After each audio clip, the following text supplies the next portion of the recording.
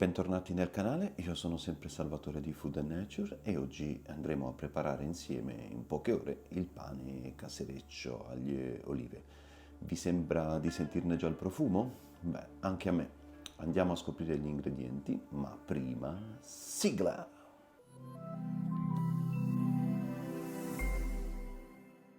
Ci serviranno 500 g di farina tipo 0 e poi 10 g di lievito di birra fresco, poi 10 g di sale e poi 350 g di acqua. Alla fine aggiungeremo 200 g di olive denocciolate. Ora prendiamo la farina, andiamo a versarla nel nostro contenitore e versiamo tutta l'acqua all'interno. Andiamo quindi a fare una sorta di autolisi, quindi mischiamo semplicemente la nostra farina con l'acqua e è una sorta di mini impasto, ma non andremo a renderlo liscio, quindi faremo in modo che l'acqua vada ad assorbire tutta la farina e quindi facciamo una sorta di preimpasto grezzo. Ecco qui, non è per niente liscio, se tiriamo si strappa e adesso andiamo a fare un'autolisi di un'ora. Copriamo il contenitore e attendiamo un'ora.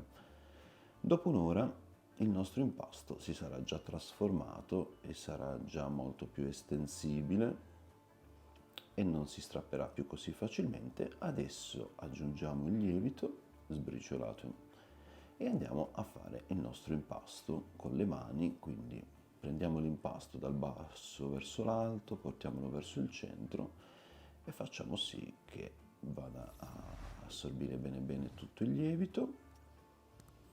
Quindi sempre questi movimenti dal basso verso il centro, dal basso tiro verso l'alto. Adesso aggiungo il sale e vado sempre a impastare. L'impasto con le mani ci permetterà proprio di sentire quando il sale si sarà bello sciolto e quando si sarà bello sciolto portiamo l'impasto sul tavolo e adesso facciamo delle pieghe per rendere il nostro impasto più liscio.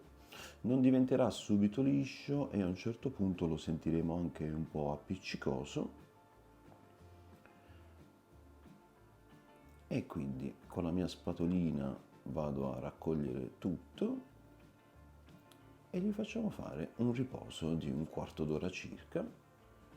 Dopo un quarto d'ora l'impasto si sarà un po' rilassato e quindi vado a fare delle ulteriori pieghe e adesso diventerà subito più liscio. Noteremo subito la differenza. Vado a fare una leggera pirlatura adesso con le mani a V e adesso vado a schiacciarlo leggermente con i polpastrelli delle dita, vado a preparare in pratica la base per andarci a inserire l'ingrediente finale, ovvero le olive.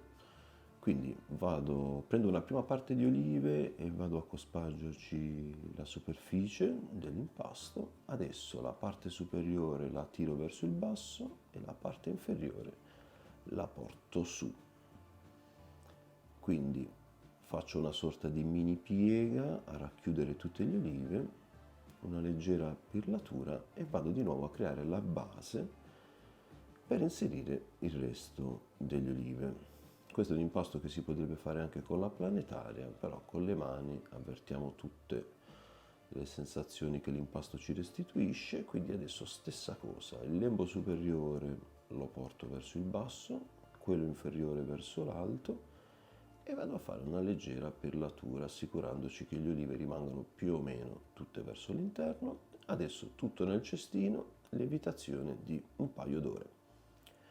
Dopo un paio d'ore il nostro impasto sarà abbastanza lievitato e quindi con il tarocco mi aiuto e lo riporto sul banco. Lo divido in due perché verranno fuori due pagnotte più o meno da 500 grammi.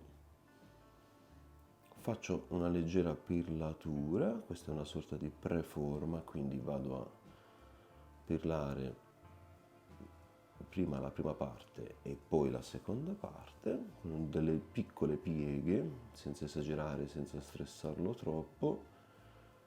E adesso 30 minuti di attesa.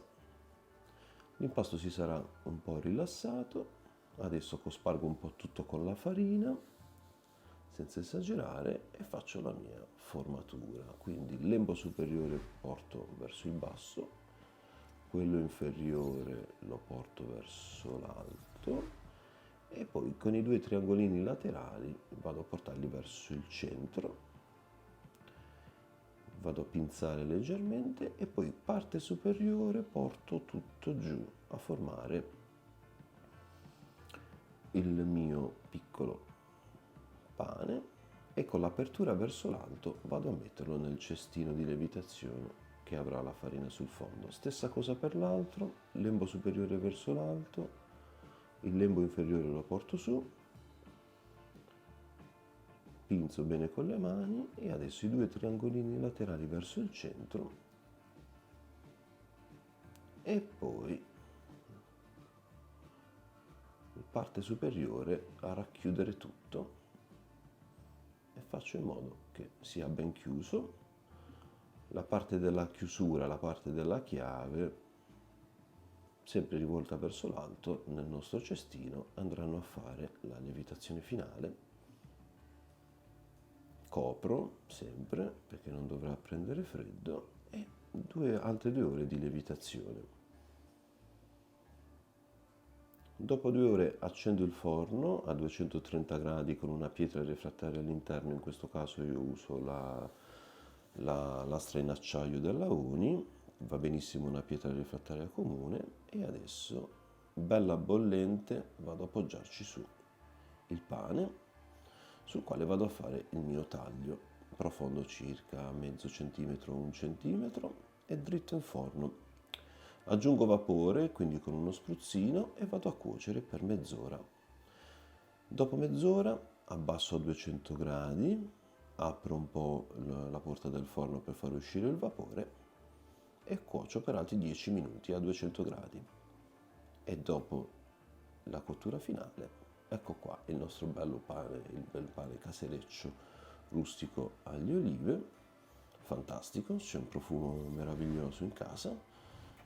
Qui c'è il nostro rumore sordo nel fondo del pane che ci indica la buona cottura ed eccolo qua, fantastico e vi assicuro davvero anche buono. E adesso non ci rimane che andarlo a tagliare. Ecco qua il nostro pane fatto in più o meno 5 ore, ben alveolato con le olive all'interno, scrocchia che è una meraviglia. Vado a tagliare anche l'altra pagnotta ed è qualcosa di meraviglioso. Lo consiglio perché è facilissimo e veloce da realizzare e provatelo perché è una meraviglia. Fare il pane in casa trasmette sempre delle bellissime emozioni, io vi invito a provarlo e se la ricetta vi è piaciuta supportateci con un like, ci trovate anche su Instagram per 1000 spunti e sempre nuove idee. Al prossimo video, ciao, alla prossima!